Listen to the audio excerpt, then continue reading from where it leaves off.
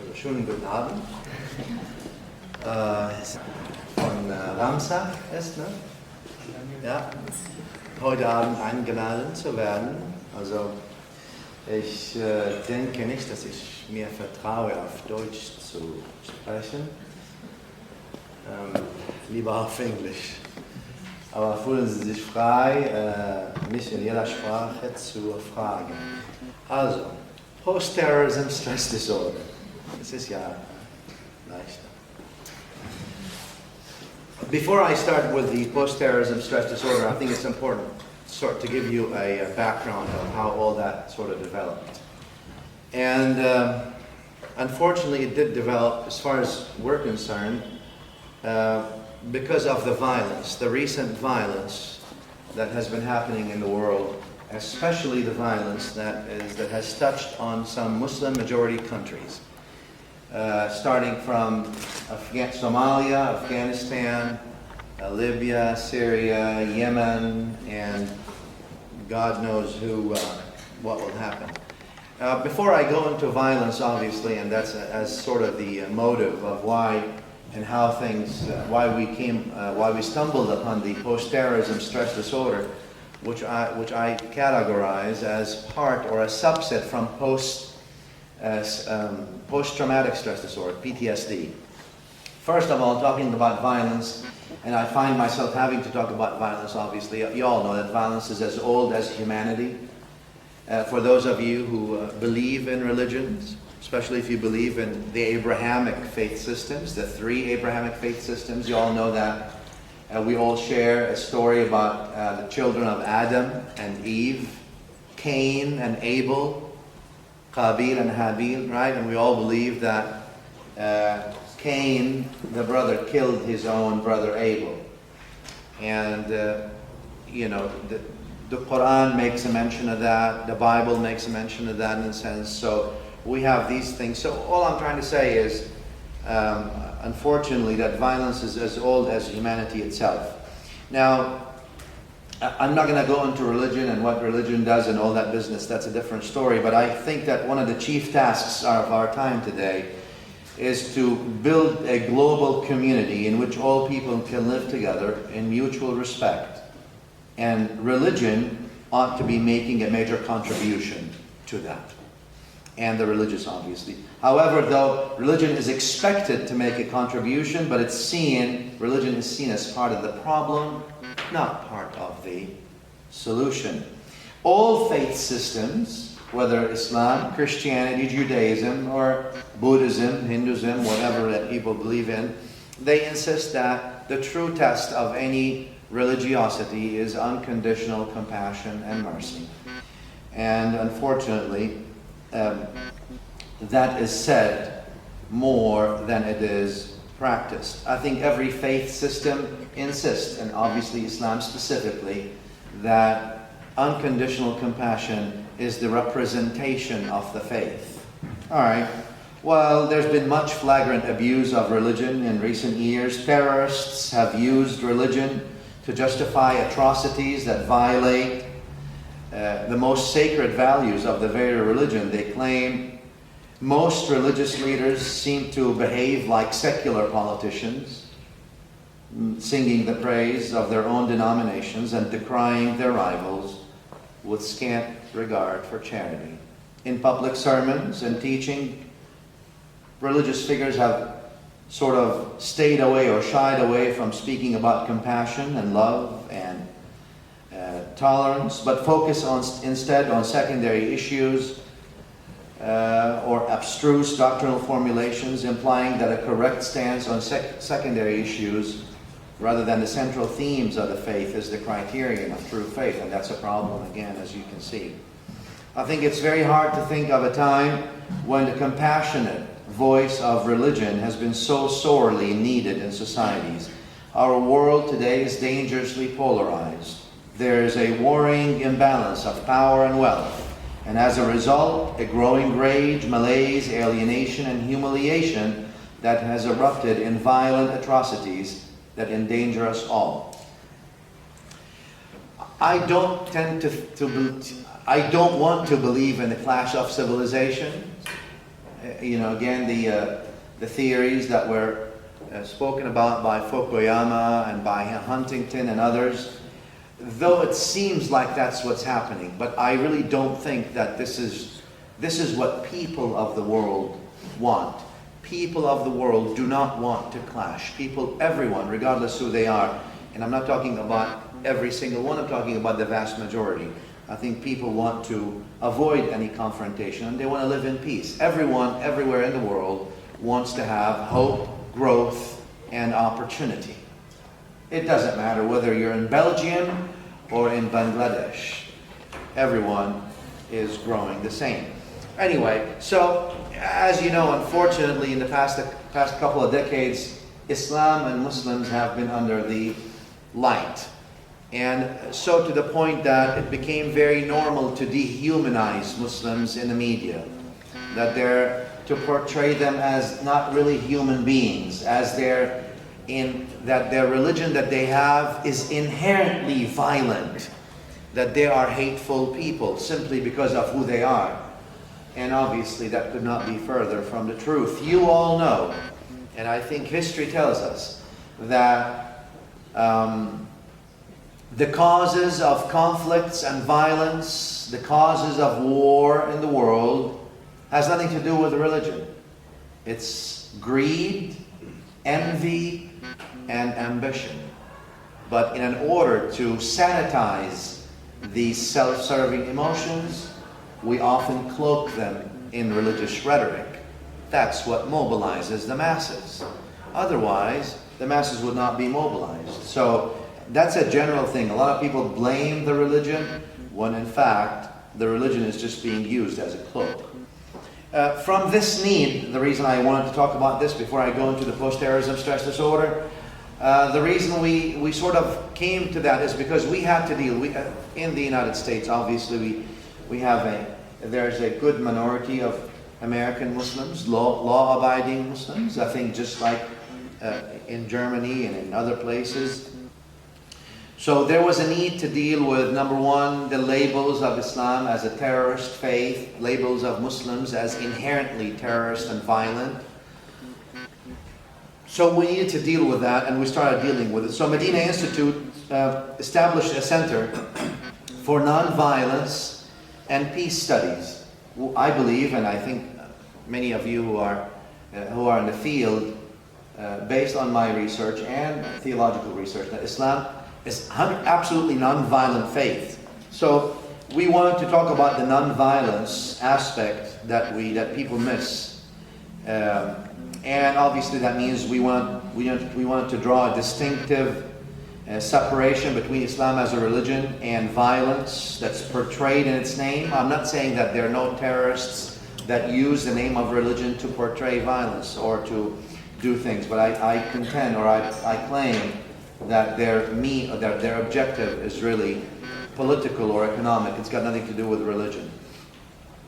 The Center for Nonviolence that Medina Institute has, the Center for Nonviolence and Peace Studies, also, so it's based on nonviolence. It's teaching us also about the human family, that all the human family, irrespective of religion, racial ethnicity, gender, or other differences, have an inherent and immeasurable worth and dignity. Everyone, for each human being, is considered sacred as a life. So that's part of the thing that we teach also, and that we all human beings, regardless of background, have a radical equality or radical equity before God that leads us to think no less of another human being simply for being different.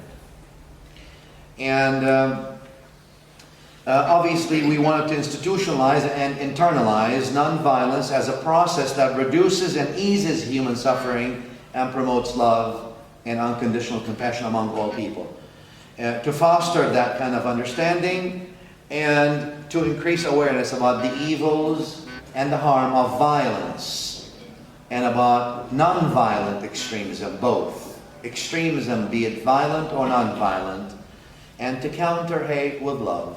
And I know that all sounds nice, but what do we do? So We wanted to speak about that nonviolence, or we wanted to sort of touch, as at Medina Institute USA, we wanted to say that nonviolence is important. It requires more courage than violence, requires more bravery than violence. Nonviolence requires also more wisdom, more knowledge, and more humanity than violence. Violence is easy to portray. And then we have to answer questions about nonviolence. Is it really effective? Does it really work? How? Why do some individuals and nations resort to violence despite unequivocal evidence that nonviolence works and works best to attain the same desired results?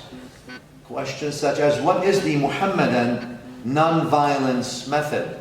Etc., etc. These questions and many more, obviously, represent the core of the program in Medina Nonviolence Center, the Center for Nonviolence and Peace Studies. All right, now we started working with that, and again, we thought there was a need, number one, to counter the people, the non-Muslims who don't know about Islam and they think it is violent, and also to make sure, especially after 9/11, September 11, we wanted to make sure that our young people, American Muslims, who were born and raised in America and they don't know anything else, like many of you European Muslims, are not entrapped by the propaganda of violent organizations. They're not recruited by them. So we wanted to be active so that people are not fooled to think that Islam means violence and what these people are doing is actually jihad, or it is a holy struggle. The holiest struggle you do, obviously, is establish it within yourself and become a good human being. Dealing with the Muslim community on that aspect and dealing also with non-Muslims on the same front, we came across a syndrome, if I may call it. We can't yet call it that way. It's not medically yet, but we're trying. We're taking IRBs and we're taking surveys and we're trying to collect data so we can submit it as an actual condition. We came across a consistent finding, especially with the Muslim community, that post every terror act, post every act of terrorism, there's a psychological and behavioral change. Stress is increasing. Scared. Families are frightened. They don't know what to do. We've seen that stress that mimics PTSD or post-traumatic stress disorder. In fact, we've seen that also, not just in Muslim population, that we've taken surveys of, we've seen it also in non-Muslims.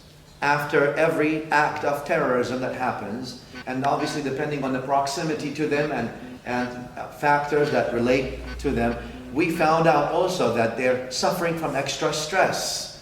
That terrorism is actually bringing stress onto the whole population, but specifically Muslims. So I want to say now that post-terrorism stress disorder is a disorder that develops in many Muslim adults and children, specifically living in the West as a minority, who have experienced mainly one of the three layers of post-terrorism stress. The first, obviously, they experience shock and absolute horror at the violence committed in the name of their religion. So from a Muslim perspective, I mean, when we interviewed people and we took from their surveys and data, the first sort of stress they took is that they were in shock and disturbed at the violence committed in the name of their religion. They see on TV someone calling Allahu Akbar, which means one of the most beloved phrases to Muslims, which means God is greater than me and greater than us. His love is greater than my love. His forgiveness is greater than my forgiveness. His generosity is greater than my generosity.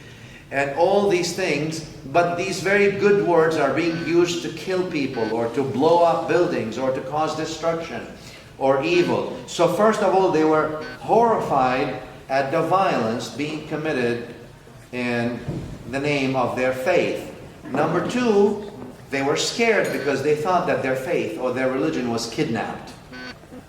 They became confused. Is this our religion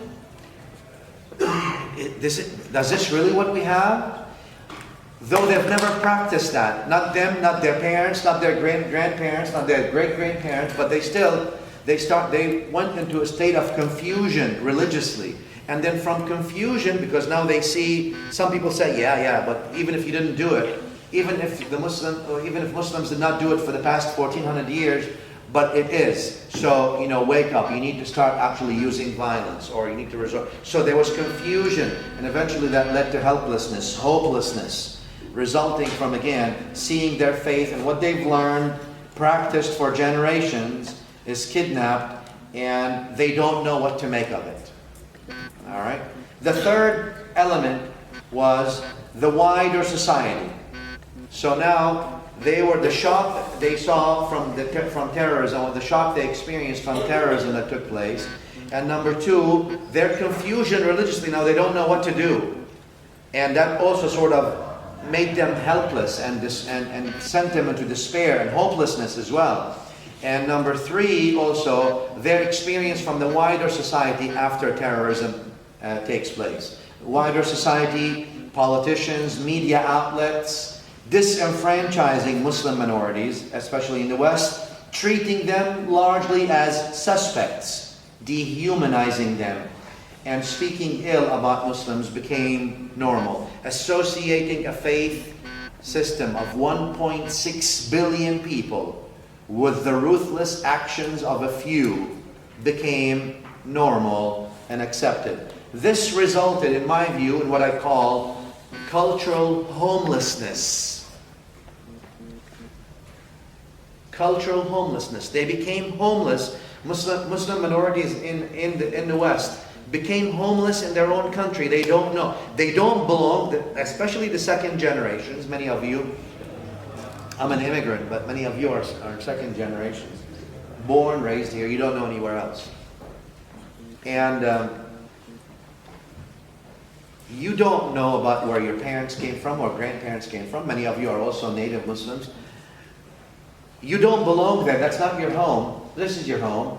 And now with what's happening, there's that new thing of what, again, I call cultural homelessness. The wider society, the media, even politicians who are supposed to be wise, or at least politically correct, they give you now that notion that you don't really belong here. And people are now, again, and that amounted. So all these three reasons we found out, they culminated into what led to what I said again, the post-terrorism stress disorder. Muslim minorities in the West have been experiencing bullying, verbal, emotional, and physical abuse as well, due to rising Islamophobia. I think we can all agree that Islamophobia has reached historically hysterical levels. Hysterical level, more than historical per se.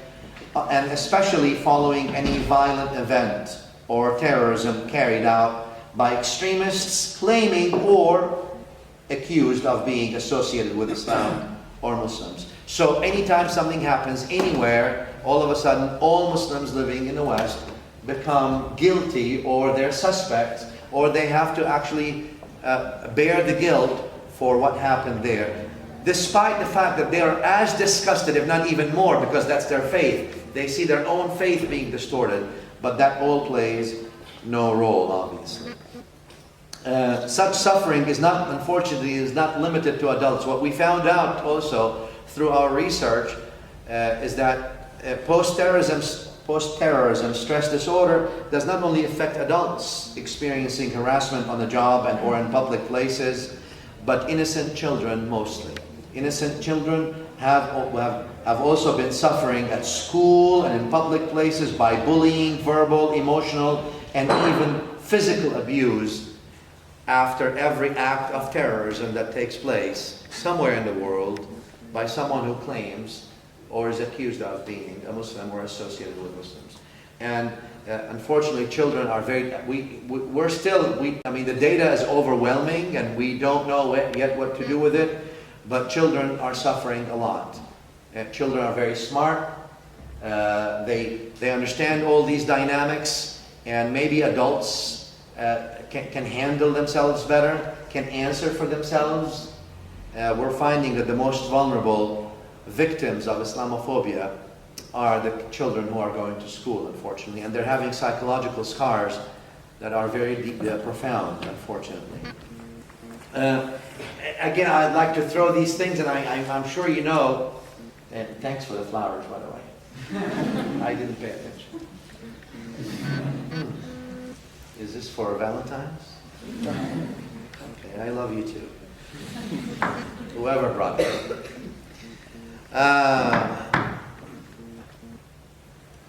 Muslims constitute the largest, today in the world, according to the United Nations, Muslims constitute the largest numbers or the largest victims of violence in the world today. Muslims constitute the largest numbers of victims of violence in the world today. Muslims constitute also the largest number of victims of wars in the world today. Wars, mind you, these wars they did not choose to be part of, but was largely imposed on them under different labels. Muslims constitute the largest numbers of refugees in the world today due to violence supported by regional and international powers. Again, it was not necessarily their own choice. Muslims constitute the largest numbers of people killed due to violence in the world today, and obviously of people who are suffering from severe disabilities due to violence and wars in the world today. But the irony in all that is that Muslims are still viewed as a disruption to an otherwise calm and content world. Again, all this led us to identify post-terrorism stress disorder as an increasing disorder among Muslims living in the West. So I don't go too much in the medical part of it or the psychiatric part of it, but I mean, it's very similar. The symptoms are very similar to PTSD in general. So you have emotional effects, shock, terror, irritability, blame, anger, guilt, grief, all that stuff. Cognitive effects also, not just emotional. So there are emotional effects for post-terrorism stress disorder that we found with adults and children, but also cognitive ones, and that's also very dangerous in a sense. Cognitive such as impaired concentration, impaired decision-making abilities, memory impairment, disbelief, confusion, and obviously nightmare, self-worth. They start questioning, am I worthy, am I not worthy, etc., etc., etc. There was also physical effects, not just cognitive. Physical effects that manifested in fatigue, exhaustion, insomnia, cardiovascular strain as well, hyperarousal, increased physical pain due to unknown reasons, right? Hypochondriacs, reduced immunity also, etc., etc. There was also I don't want to go through everything. Decreased appetite, decreased libido, vulnerability to illness, interpersonal effects. There was also interpersonal effects where there was increased relational conflict, social withdrawal, and you see a lot, especially with the refugees. You see that social withdrawal. You're offering them cultural centers, you're offering them mosques, you're offering them places of worship, but you still see a withdrawal in general. And that's not just from refugees. I'm talking about second generation Muslims living in the West. Tend to sort of disengage rather than engage, because it's the wave of misinformation or disinformation seems to be surmountable. It's too huge, too big. So you know what? Let me not just face it. Let me just stick with my own, the people who identify with me. But the point is not that. And I always say that even those who are Islamophobes, those who have real hate towards Islam and Muslims in the world today, most of that hate stems from ignorance, not malice. They're not bad people. They just don't know. They don't know better. And if you people disengage, you make things worse. All right. Interpersonal skills such as also, like I said, distrust, alienation, blame, feeling rejected, feeling abandoned, terrible school performance, terrible job performance, in general, decreased satisfaction, and also overprotectiveness. Overprotectiveness. You'll see that also with post-terrorism stress disorder. Although many of the above reactions seem negative, but it must be emphasized that some people also show a number of positive responses in the aftermath of violence, terrorism, or war. This includes resilience. You'll find people being resilient and coping, selflessness.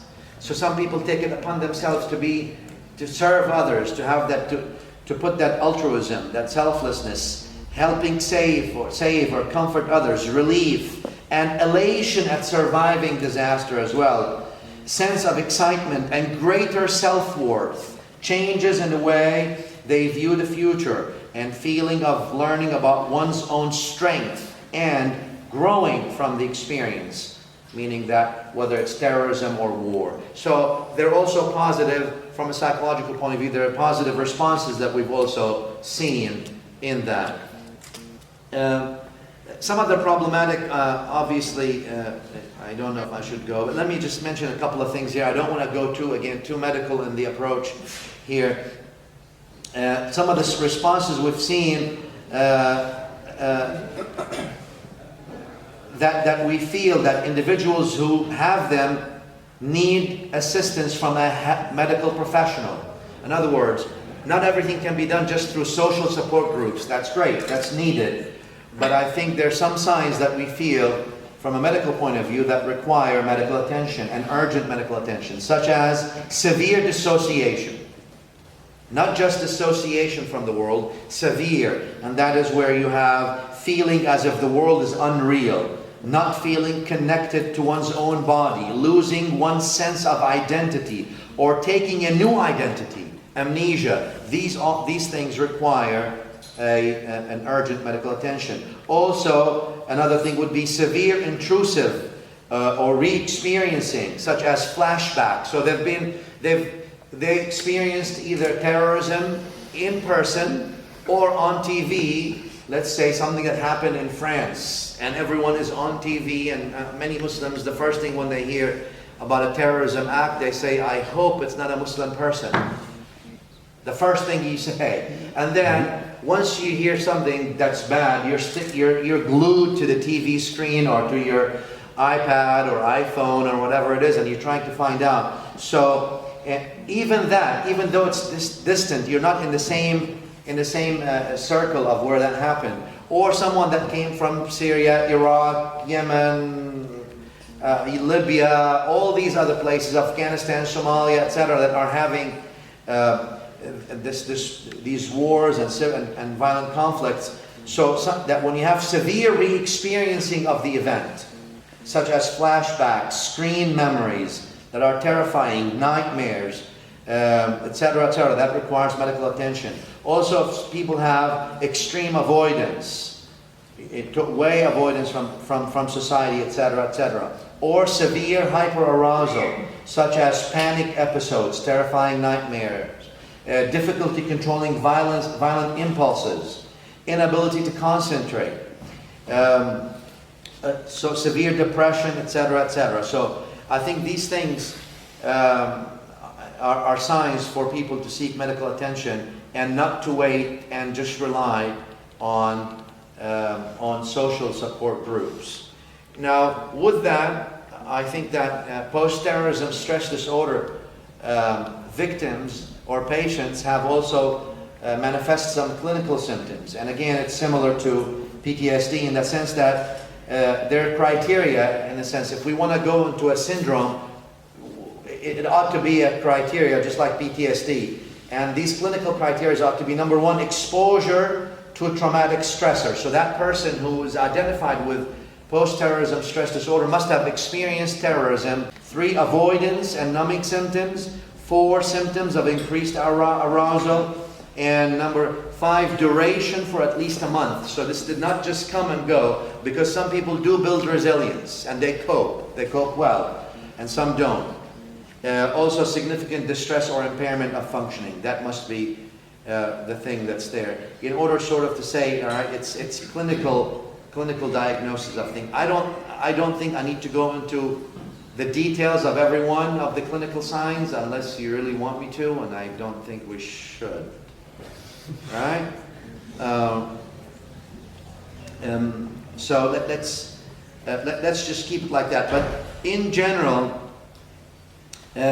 symptoms must cause clinically significant distress or impairment in social, occupational, or other important areas of functioning. Some individuals may experience a great deal of subjective discomfort and suffering owing to their post-terrorism stress disorder symptoms without displaying conspicuous impairment in their day-to-day functioning. So some people are really good. Even if they're severely depressed, they don't manifest that, and it's important to deal with that. Obviously, other individuals show clear impairment in one or more spheres of functioning, such as social relations or work efficiency or ability to engage in and enjoy recreational or leisure activities.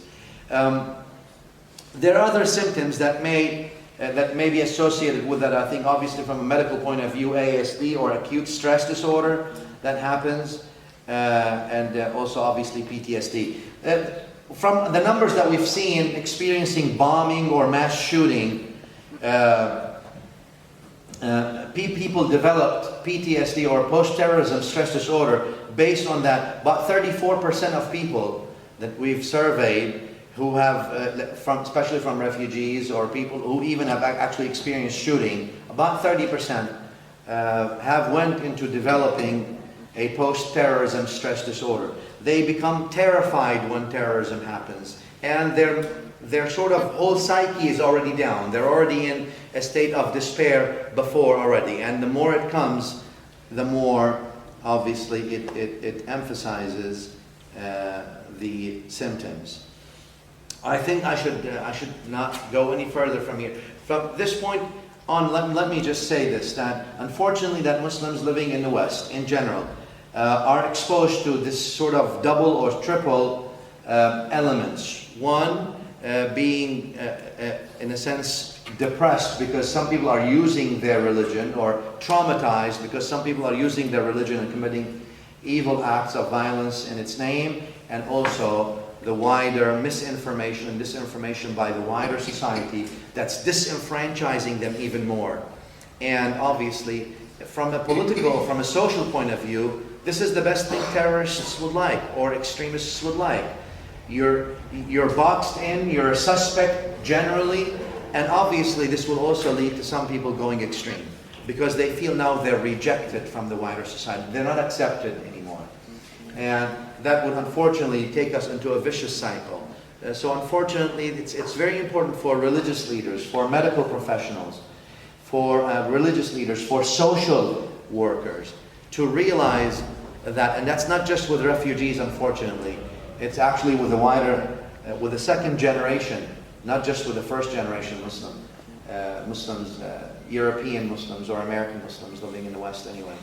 That's not the case necessarily in Muslims living in majority Muslim countries who are not suffering wars or violence as much. At least our research has not gone there. So we're still collecting data. So I would love to work with some psychiatric or social organizations. Medina Institute Center for Nonviolence and Peace Studies would love, on their behalf I'm speaking, would love to work with some of the social workers or people who deal with refugees, and in general who deal with the Muslim minority in this country and other places in Europe, to collect, to give you IRB forms and start collecting data on how Muslims are reacting to all these things, especially post-terrorism. The more the data we have, obviously, the better our chances are to sort of go to the medical community and sort of try to say, all right, look, post-terrorism stress disorder is actually real. And it's like post-traumatic disorder, stress disorder, there's no difference. Post-terrorism is actually a subset, or it's a category of PTSD. And in fact, it doesn't only affect non-Muslims. Unfortunately, it doesn't affect Muslims only, it also affects non-Muslims. Quality of life, people being suspicious of each other, all that stuff is affected by all that's happening in the world today. So I think let me stop here, and if you have any questions, I think we can go from there, or comments, or concerns, or criticism, or whatever. Thank you.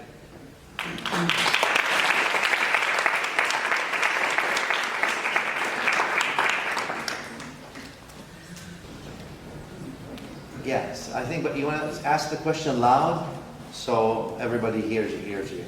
I don't want to repeat it. You talked about engaging with non-Muslims, especially. So where should we? I think that was okay, Dr. Mehtab. I didn't go into the clinical, too much clinical. For me, everything you say is okay. No, I just don't want to make it too clinical of a presentation. Otherwise, maybe some people don't like medicine. So you talked about instead of disengaging with people outside of the Muslim community, that we should Muslim. So Muslim means dark. Muslim. So how should we engage with people that are not necessarily Muslim? So instead of preventing the misinformation that is out there. All right. There's another one here. Oh, wow. You people are wonderful. Very nice. That's a lot of love. I'm overwhelmed. Thank you. That's the answer. Give them flowers. Feel the love in the air. Look, let me say this, and I'll say it as candid as I can. Some people have a house. Yeah? They said, I like you. Come live in part of my house. But I want you to be part of the house. All right? I'm not telling you have to be just like me, but respect the house. Realize that we're all in the same house. If the house burns down, we all go down. If the house is good, we're all good. So, isolationist attitudes by minorities who come and say, I just want to use the house. I don't really care about the house. Is disastrous. Obviously, from an Islamic perspective, is absolutely un-Islamic and violates Islamic ethics.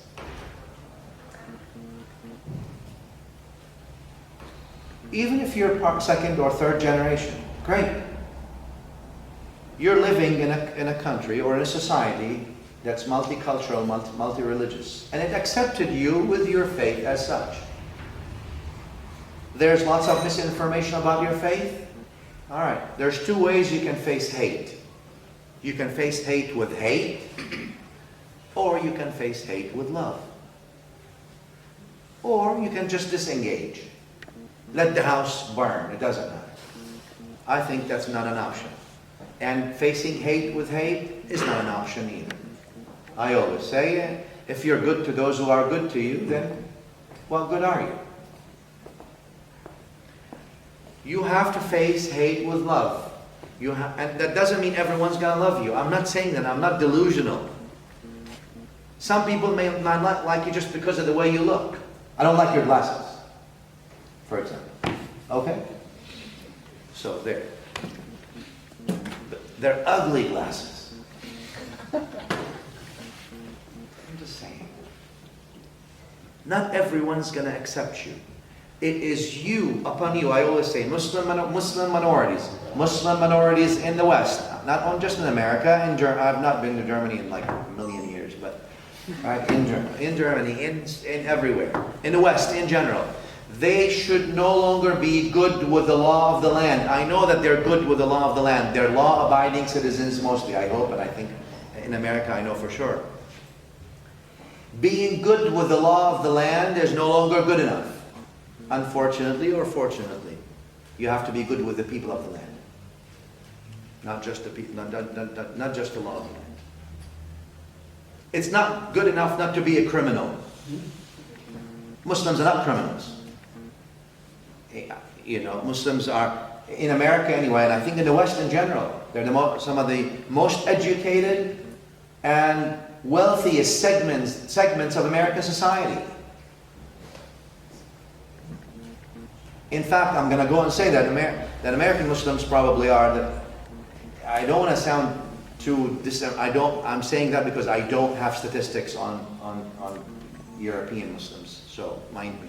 American Muslims are probably as far as Muslims, probably again, in the West, they're some of the most educated people and also the well-to-do.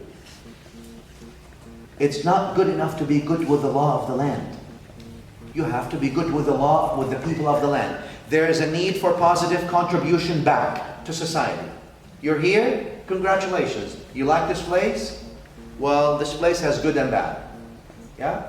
Not everybody agrees with you, and you don't agree with everybody else. However, there are main things that gather us all together in this country. And that means we need to care about it. If my street goes down, that means all of our homes go down. So there's a need from the Muslim community to positively contribute, not just to be good in and of themselves. They need to contribute back to the well-being of the rest of society. And I think that needs to be visible. So whether it's hospitals, free clinics, schools, I don't know. Maybe just sitting and starting with a flower, taking one flower like this and saying, here, I don't know you, but here, I love you. You don't have to love me back. I still love you anyway. And I don't mean bad. I genuinely care about your well-being, even if you have a different religion and different ethnicity and different color and different background and different whatever. There is a need for the Muslim community, I think, not to be reactionary here in Berlin, but to be proactive rather than reactive. Proactive. And I call on to the youth, I call on to you people, because you're young people. You understand these things well. You understand the culture of the country. You understand the mindset, the mentality of the people. German people are good people, decent people. They're open people, they're tolerant people. Sure, there are always people who are not, but that's welcome to humanity. Muslims, non-Muslims, everybody. We all have the good, the bad, and the ugly. But the good is a lot. Work with the good. Even the people who are hateful, like I said, a lot of that hate stems from ignorance, not malice. They don't know. And you can't expect them to know. Do you go and read other religious books? Many people don't. So why do you expect others to read about yours? They don't want to hear that Islam is a religion of peace. They've heard that so much, they make fun of it. They want to see peace in action. They don't want to hear that you help the needy. That's theory. That's like telling me I love you and you don't mean it. Whatever. So what I'm saying is there's a need to give back and engage, not disengage. It doesn't matter what. You cannot afford to disengage, what I'm saying. If things get worse, and Entschuldigung.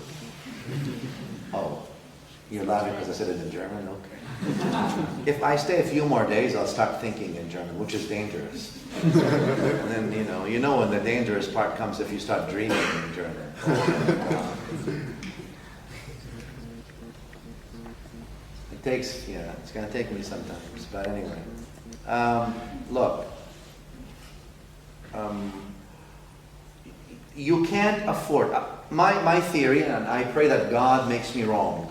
Not many times I'd like to pray that Allah makes me wrong, but this time I do. Two things.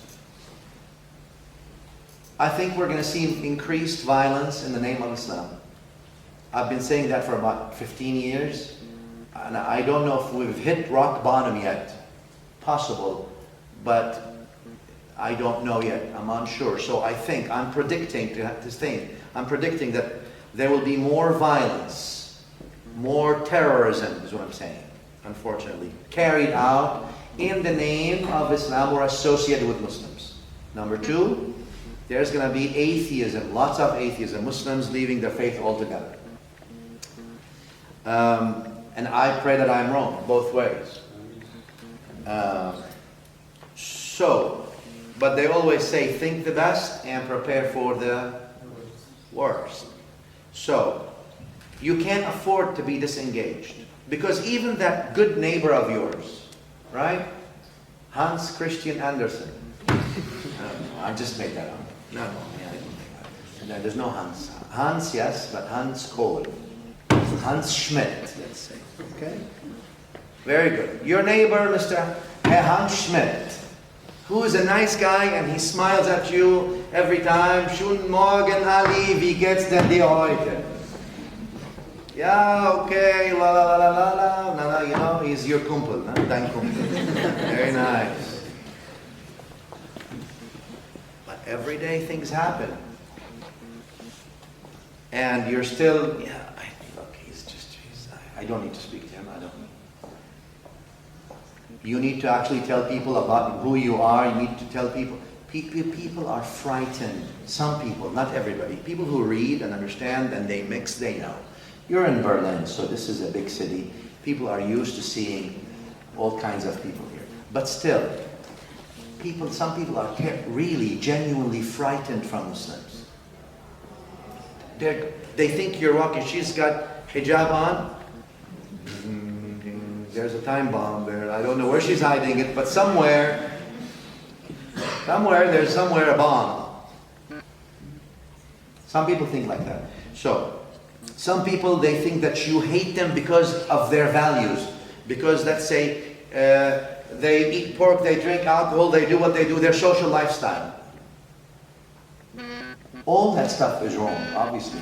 Muslims don't hate people. Hate is a big word to start with.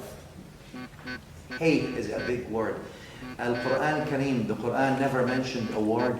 One time Allah says Allah hates. Not even once. Some other time we'll talk about that.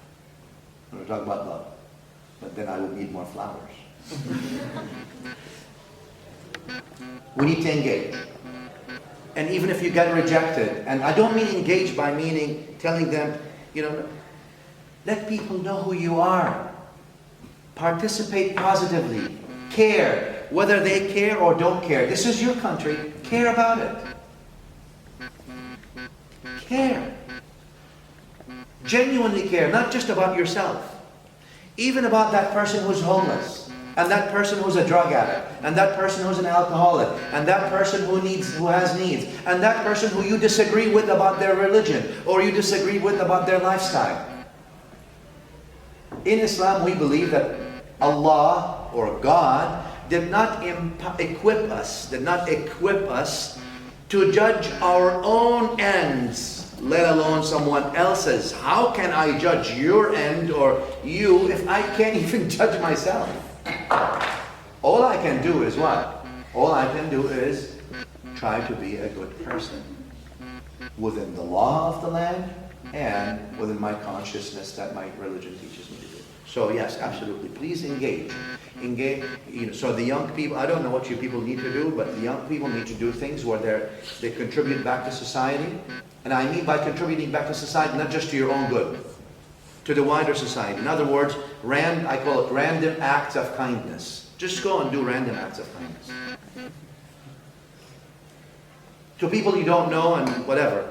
Doesn't matter. Well, that's part of your religion anyway. Sorry, I hate to tell you this. I'm sure you already know. It's part of your religion.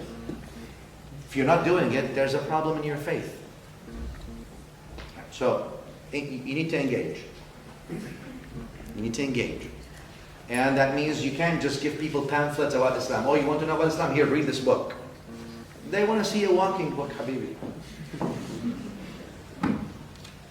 Walking book.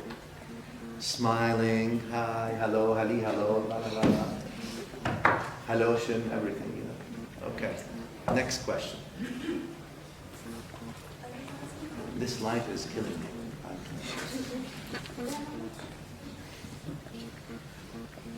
Thank you very much. I just wanted to ask, so as Muslims in the West, we're becoming increasingly a rights-conscious minority. And even if we came as migrants or refugees, we're turning into citizens. And one of the ways of doing that is actually fighting for our rights at courts. So if I want to be a woman wearing a headscarf, working as a teacher, or maybe soon as a judge, it's the courts that I turn to. So my question is this, and it's related to what you said, you know, is it or is it not good enough just to abide by the laws? It's not good. But my question would be, so what do you think of this rights-based approach, which is actually, I think, in a lot of ways helping us find allies that we didn't think we had in this country? And it might be true that we're ending up with what you sometimes could possibly call strange bedfellows, but we do end up in coalitions of, you know, and basically coalition politics. I understand what you're saying. So that's, my question would be, what do you think of the rights-based approach? I think it's absolutely correct, and you have to push it all the way. However, what I said is this. If you're just good with the law of the land and not the people of the land will change the law of the land, and those rights will no longer be there. You have to be good with the people of the land. That's what I'm saying. You're in a democracy. This is a democracy. That means, and the people are good. People are decent. People welcome people. Sure. I mean, anywhere you'll be intimidated. Anywhere you'll have these thoughts, you know, when the demographics start changing, you know, you start thinking. It's a normal human development. But German people are good people. They're hospitable people. In general, they're friendly, especially when they go outside, but also inside. You need to speak to the people of the land. Do you drive that right-driven? Drive it.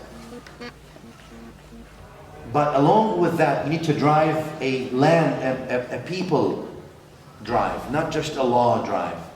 People drive. And you will wonder, I mean, now you're saying strange bedfellows and all that stuff.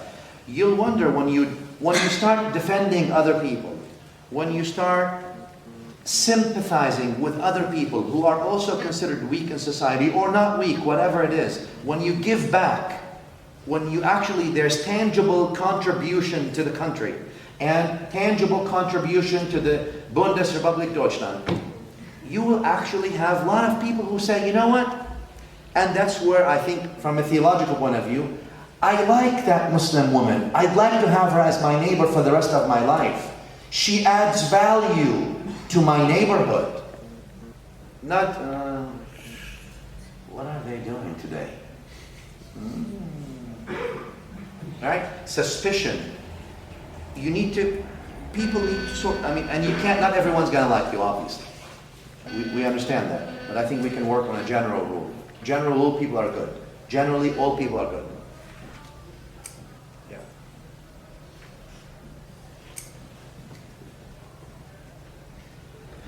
Any other question? Yes. I've tried without mic. No, with mic is better because... I'm gonna start my question with a simple example. Today, before coming to this lesson, my little brother came home and he's 10 years old. And he told us he was at the grocery store and the woman told him, I'm going, just to quote her, you are a stupid refugee.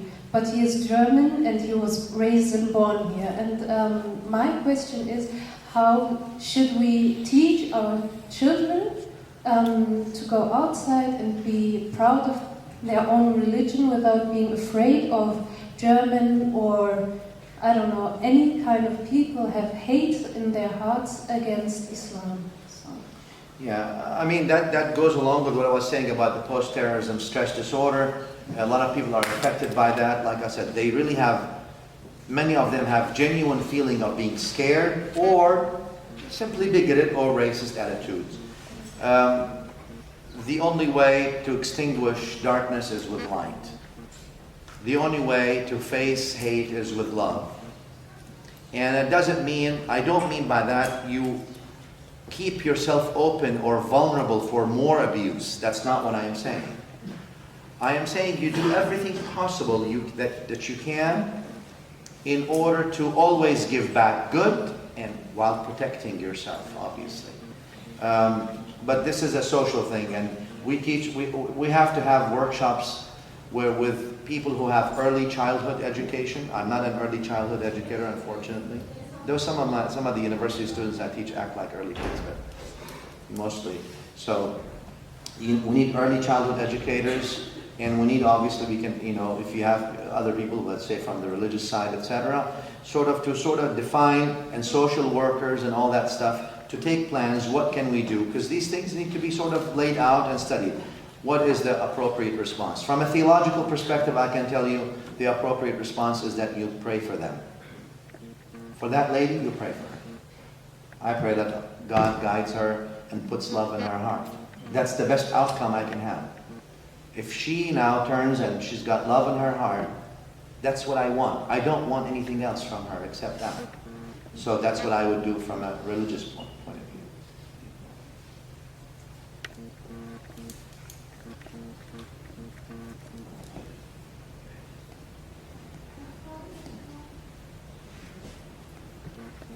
So, I would like to ask a more, let's say, psychological question. There are some so-called Islam experts in Germany. You don't know them, I guess, but they say that one reason I why... only know Helmut Kohl, and I'm old. Sorry, don't ask me. I don't know anybody. So that... Vienna, we used to call him. Anyway, go ahead. Yeah, okay. So they claim that one reason why especially young Muslim people became violent is that they can't live their sexuality like other people do in the society. So what would you respond to this? I say, why don't you live your sexuality? Get married and do what you need to do. That's the question. That's easy. Next. Islam doesn't tell you that Allah Ta'ala, God did not put something in you, a desire, and then He's going to punish you for it. All Islam tells you, channel it in the right direction and then do whatever you want. No one's counting. Mm-hmm. Channel it in the right way. That's all Islam says. Yes. Assalamu alaikum. You mentioned that the religious terrorism is of a political nature. Yes. It's not actually religious. So how would you explain that it still seems that Islam seems to attract a lot of people that are have tendencies of violence, or at least it seems like there's a lot of Islamic terrorism out there, opposed to, or is that just, if at all? No, I don't think so. Muslims are 1.6 billion people. How many of them would you say would sympathize with violence, with Al-Qaeda or ISIS? The absolute vast majority are disgusted by it. So I don't really see that correlation. I think that actually it's the opposite. Now, what about, what I'm saying is that violent organizations use religion to mobilize people, but the end objective is political, it's not religious. They want to have control of a country or of a place. That's what they want. The way to do it, if you say, I have a political agenda, what's your political agenda? With religious agenda for political gain, wow, you harp on the strings of people's emotions. You mobilize the people. Now, this is not just my enemy, my political opponent. This is the enemy of God. And that's what I call religious tyranny. And I think religious tyranny is much worse than political tyranny. Religious tyranny, political tyranny may kill, may steal, may cheat, rob the country from its resources, corrupt. Religious tyranny does all that and then some in the name of God. So, As far as for people who convert and they may have, you're saying, and I don't have statistics to quote that, I'm just using what you're saying. If they have they feel that a lot of people convert for different reasons, or they come to Islam for different reasons. Some of them because of social justice. They view that Islam, number one, day one of Islam treats everyone as the same. It doesn't matter who you are, black, white, short, big, small, fat, skinny, wealthy, poor, educated, uneducated. From a radical point of view, Islam views you radically equal. That's one. Number two, there's no intermediary in Islam between you and your Creator. It's you and God. So there's no hierarchy. There's no go and do good. That's all. And also because they view Islam stands for social justice issues, right? You stand for people who are oppressed. You stand for people who are transgressed upon, for people who are dealt with unjustly, etc. So that brings them to a point where, I identify with that faith. But I think that, in my view, violence is not viable with Islam, nor is it consistent with its ethics. And I am not saying that, I'm separating between Muslims and Islam, by the way. I'm not saying Muslims have never used violence. They have. They're human beings like everybody else. I don't think that violence is the language of the inarticulate. I don't think that violence is viable, to be honest with you. And even though Muslims may have used it, but I don't think it's condoned by the faith itself. The faith itself is absolutely not. Because Islam as a faith system, just like the message of Isa, just like the message of Moses, just like the message of Abraham, did not come to take people's life away. It came to give people an opportunity to have a more fulfillment in life. Whether you agree or disagree, whether you want to believe in it or don't believe in it, Islam did not come to tell you, if you don't believe in me, I want to kill you. Crazy people do these things. That's a cult, not a religion. And Islam is a religion, not a cult. So therefore, I view that radical equality and then freedom also before the Creator is ensured, enshrined in Islam. But what people do sometimes is what people do.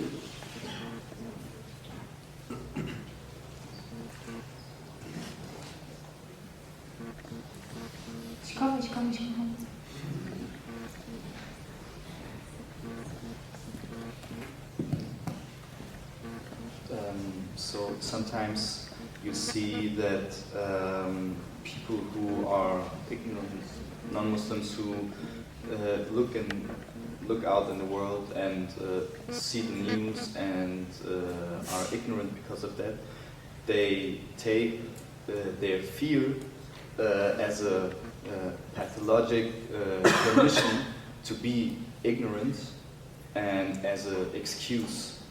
And when you want to talk to them, and especially in Germany or in Europe, you see that the right wing getting stronger and stronger. And even when the government and the social environments are getting closer to the Muslims, and Muslims coming more are getting more visible with their work, they still be ignorant and using their fear as an excuse to still be ignorant.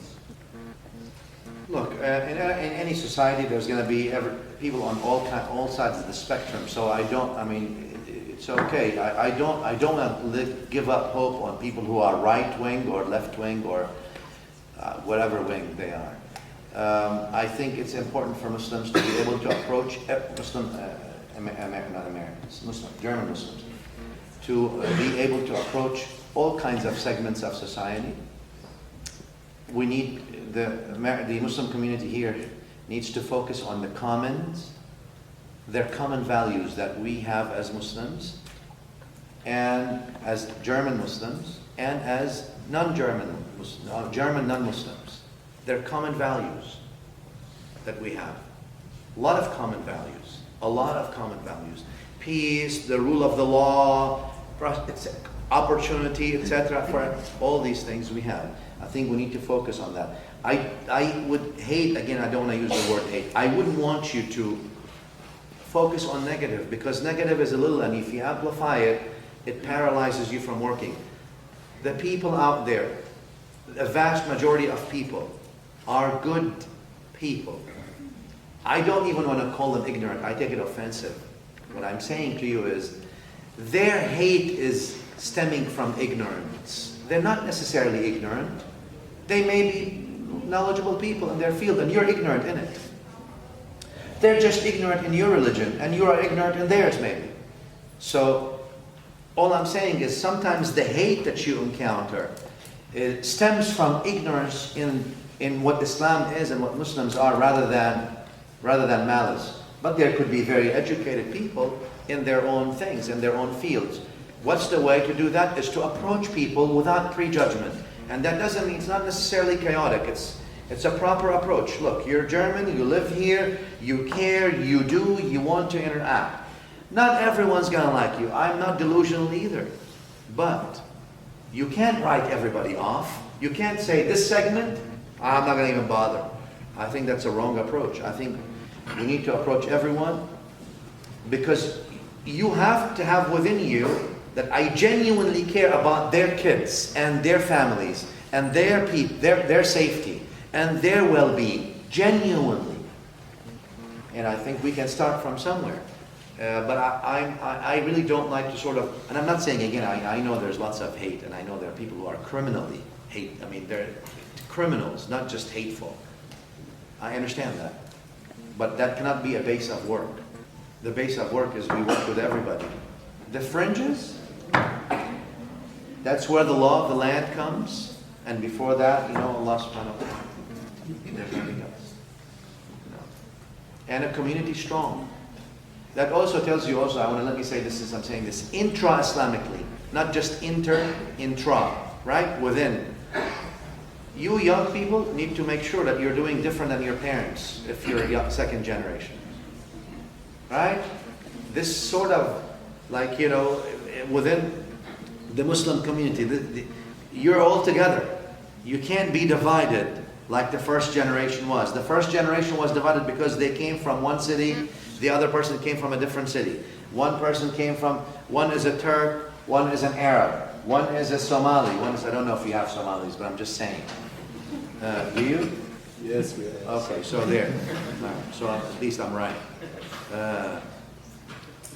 What's common between all of you, second generation, is two things: Islam and German. You're all Muslims and you're all German.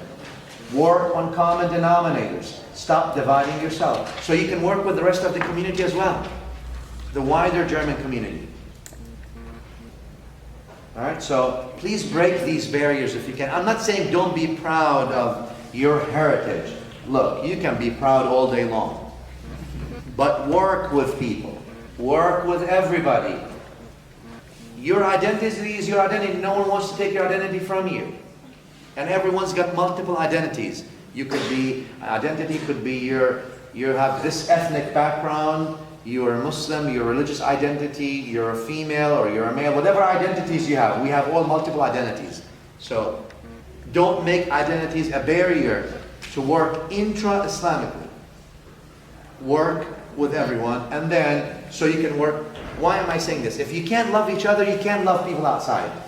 Meaning, if you discriminate against another fellow Muslim German who's next to you just because he looks different or he acts different, how can you give your love to people who don't agree with you on other things?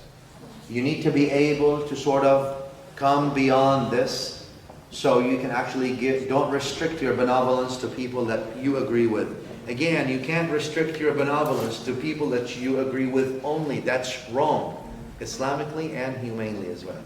Yeah. I have a microphone now, so I'll ask my question.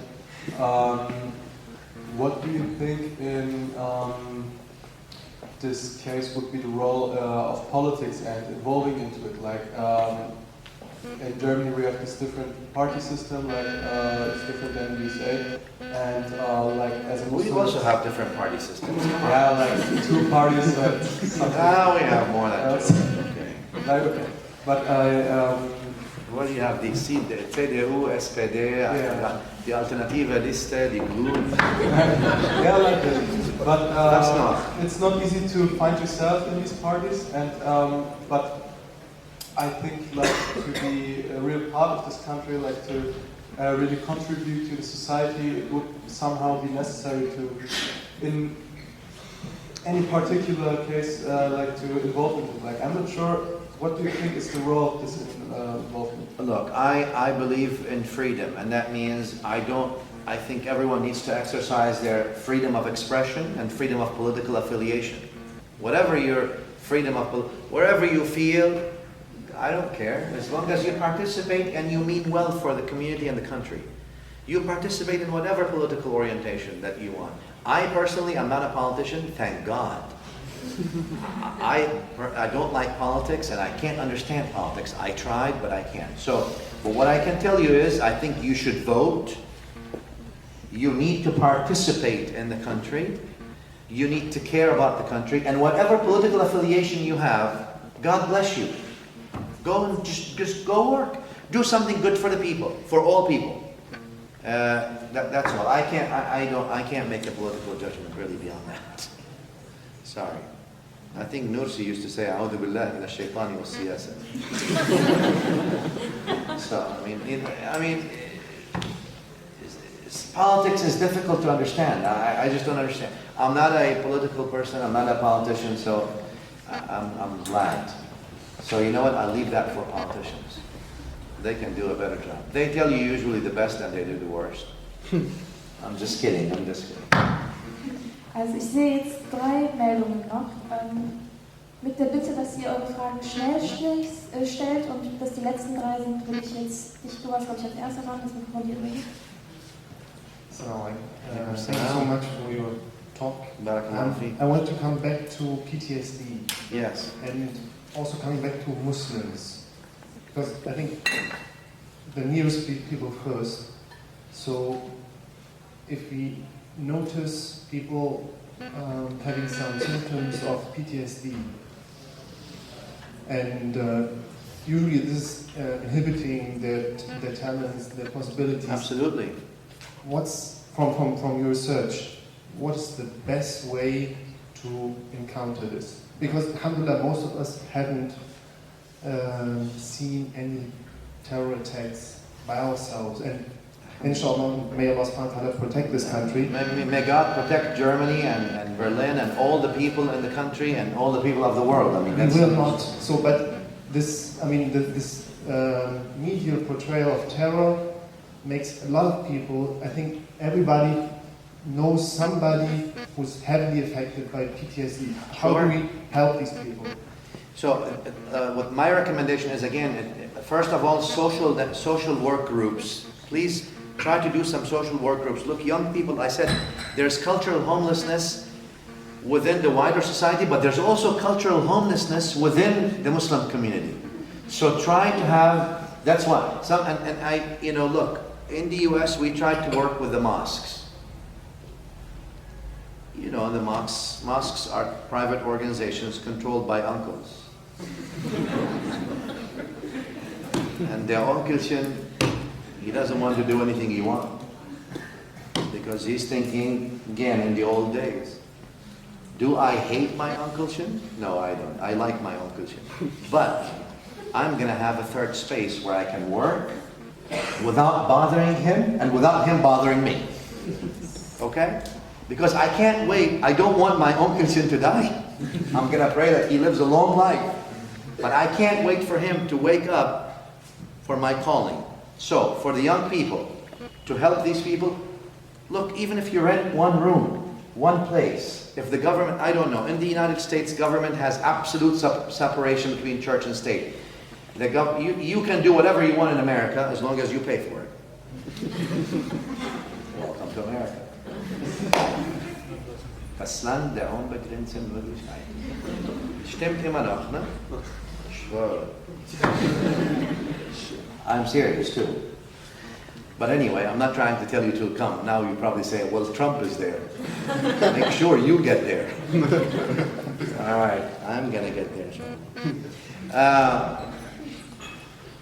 but the government doesn't support. If the government here supports social work, nothing to do with religion, great. If not, you people need to have even one room, you know, get some social workers, people with sociology background, religious background, spiritual backgrounds, and medical backgrounds. Just one person each. And develop a manual yourself. How do we deal with it? What kind of support group we have? If you see the symptoms are severe, clinically warranting a clinical attention, refer that person to a physician, to a medical professional. But I mean, that's really, that's for you to sort of, the study is just very recent because we've been dealing with it for just a few years. So, and you know, in order for you to break any data, you have to have tens of thousands and documentations and all that. So it's for all of us. But my concern, to be honest with you, was especially we found women and children were severely affected by it, and especially children. With children, it's leaving, this Islamophobia is leaving lasting, profound scars. Because these kids don't really know anything else but this. I mean, all right, you know, maybe some of us came from different countries sometime, but these kids don't know anything but this. It's such a trauma.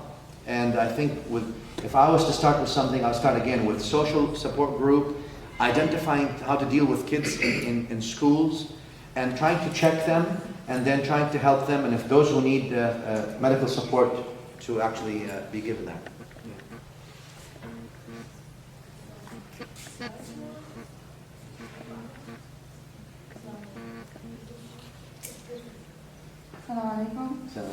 You basically asked my question, but I wanted to go a little bit more, I wanted to be a little bit more specific, because most of the people who sit here are somehow organized in Muslim youth organizations.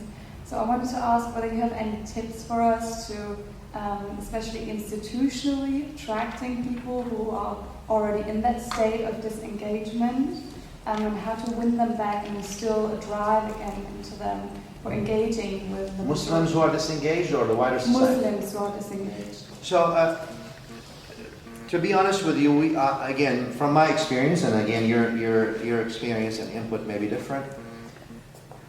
We thought that number one, we need to grow homegrown Islamic scholars. Meaning, I want American kids who are born and raised in America to know about Islam. I need to stop importing from Egypt and Syria and Jordan and Morocco and all these good places. Not because I have anything against them, I love them.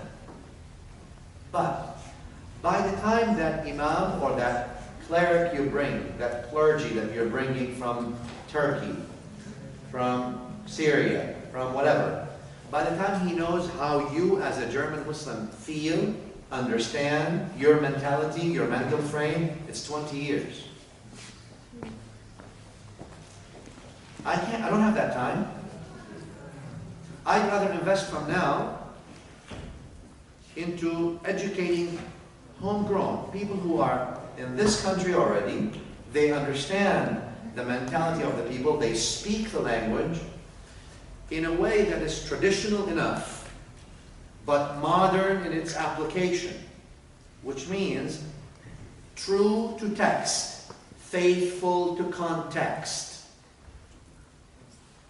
All right, it's going to cost money, and I don't know about your things. I mean, I don't know whether governments in Europe, I know Europe has a bit different secularism from America. America, where we really have, government can't really help you in anything.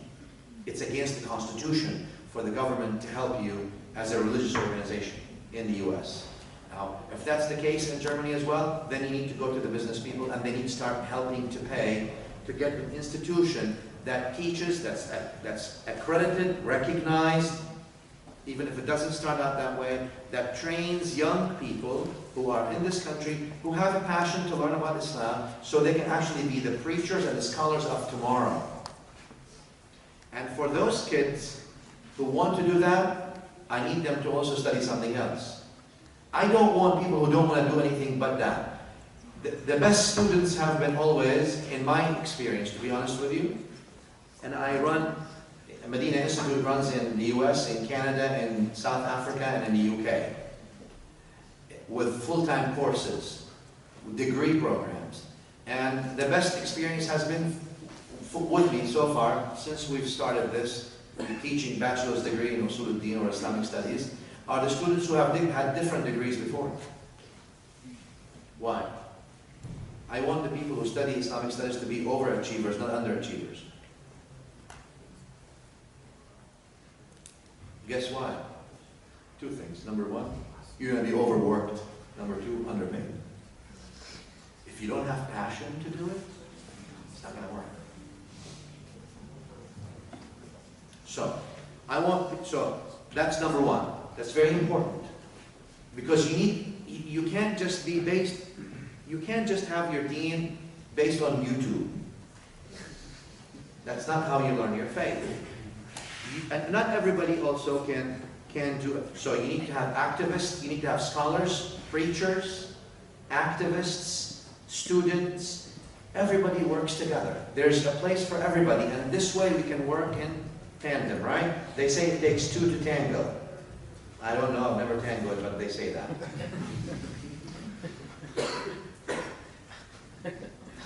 Now, number two. We need to speak to the people, if we can, change somewhere in the mosques to make sure that our discourse is not dogma and indoctrination all the time. I like a place where you can pray and play. Pray and play. Come have fun. So, come to, at Medina, US, where I am, come and play with us, pray with us. We have pizza with us sometimes, if you like carbohydrates. If you don't, chicken. Or chickpeas, so you don't kill animals and eat them. That's not nice. Things like that. In other words, have activities. Don't let it just be always just boom, boom, boom, boom, boom, boom, boom. Indoctrination of hardcore dogma. Because today we think religion means more information.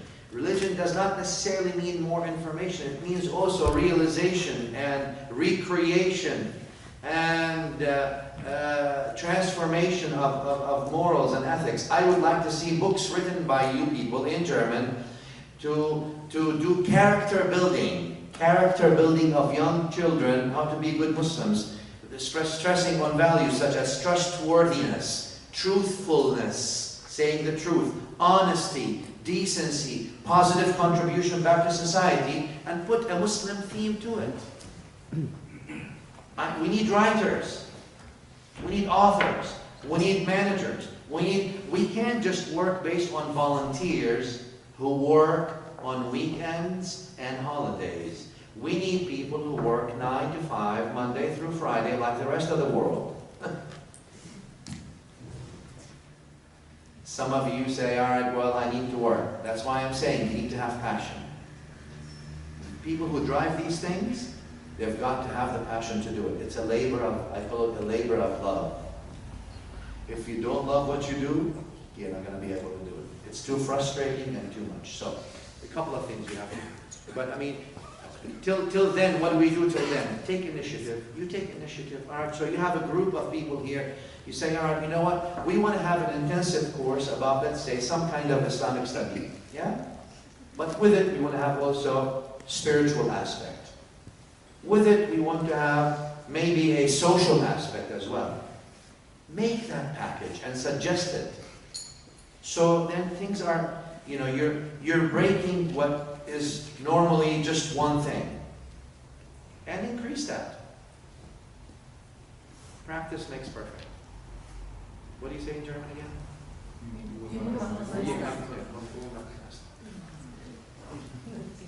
So geht das. So, eine allerletzte Frage stelle ich hier. Letzte Frage. Thank you very much for your presentation. I really like the example of the building or of the house you gave us. That's the only example I can give you. And especially you addressed the question of justice and how to deal with the neighbor and these sort of things. So what does somebody who lives in this house who lives in this house do. If the house was built by the grandparents of this person, and the owners of the house from now and then move to some other place and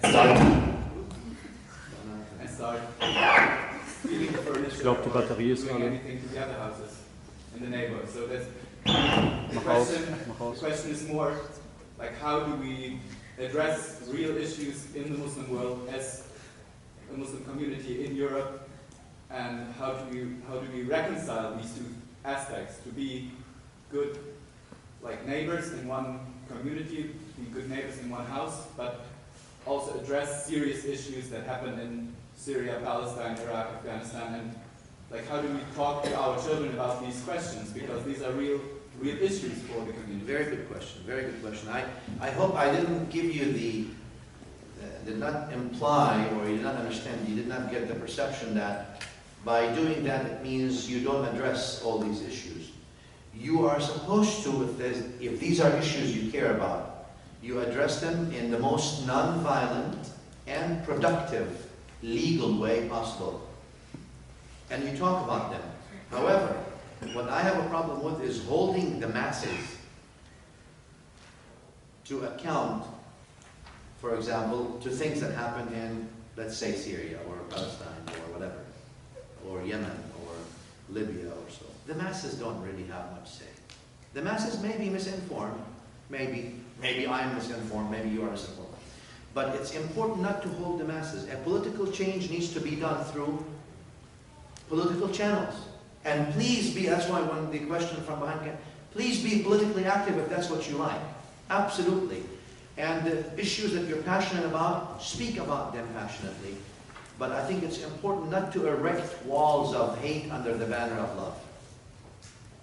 Because that next door neighbor may be just as innocent and as misinformed as we are, or as you are, or as me, or etc., etc. So I think it's important to be true to these things. I think also taken further apart. I mean, Islam doesn't just identify with Muslims who are oppressed worldwide, with non-Muslims who are oppressed worldwide.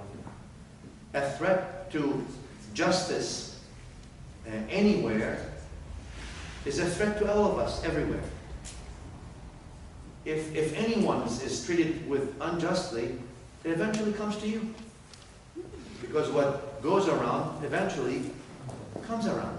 So I think I would like to sort of encourage you to stay, if you like to, politically active and social justice issues and address all these issues and put that passion in the children that what's happening there is oppression, what's happening there is wrong, and that regional and international powers are also probably as culpable, but the people, the masses, are decent. You've got to separate politics from people. Unfortunately, I hate to say that, but that's the truth. Most people are decent. And politics, I'm not sure.